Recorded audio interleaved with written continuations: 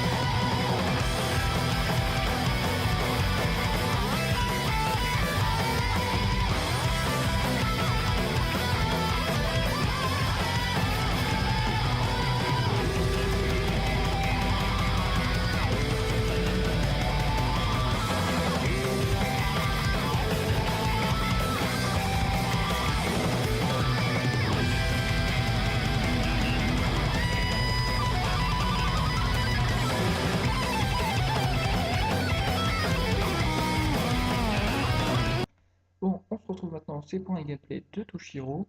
Donc comme mon Toshiro, je l'ai équipé. Alors, hop, je lui ai mis appât, pilule et le saut royal.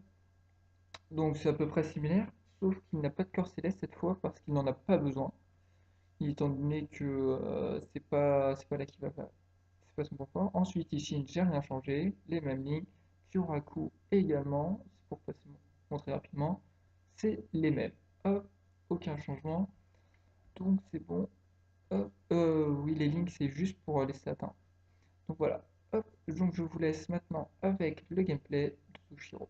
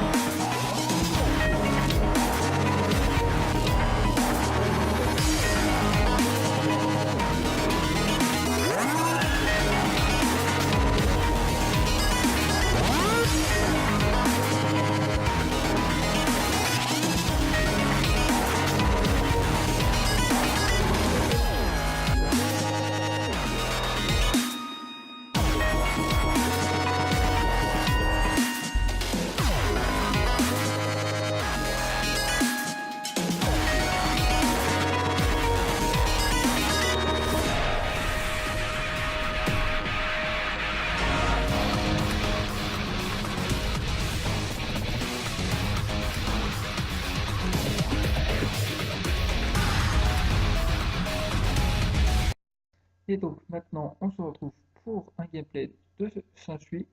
Hop, donc qu'est-ce que je lui ai mis? Quasiment le même équipement que Toshiro que j'ai transféré. Hop, les mêmes lignes, mais la pilule, l'appât et un corps céleste au lieu du sceau royal. Pourquoi le corps céleste et pas le sceau royal comme sur Toshiro? Uniquement parce que le corps céleste me sera utile. Parce que Toshiro a une spé qui est quand même relativement faible. Donc ensuite, Ganryu, qui lui est le Turch Mikami, donc l'opposé. Hop, les mêmes lignes que pour Ishin, full attaque, les mêmes stuff. Hop, on s'attarde pas. Toshiro, je l'ai passé cette fois hop, avec les corps célestes, les mêmes lignes que Kuraku, hein, j'ai vraiment juste échangé parce qu'il me permet de one-shot le boss. Donc voilà. Donc là, je vous laisse avec le gameplay de Saint-Julie. あれからお化けはびくとも動かない姿を見せない怪物やヒーロー僕らは随分大きくなったけれど大人の仲間になりきれないままだ改名され尽くしたあの世界におやすみ科学者で塗りこけたらさっさと始めようまた昔の湯がめくるようなずっとずれてってまた望んだ当たるなんてきっと少年少女いつかちょっとずつ忘れてって思い出せない夏が終わるって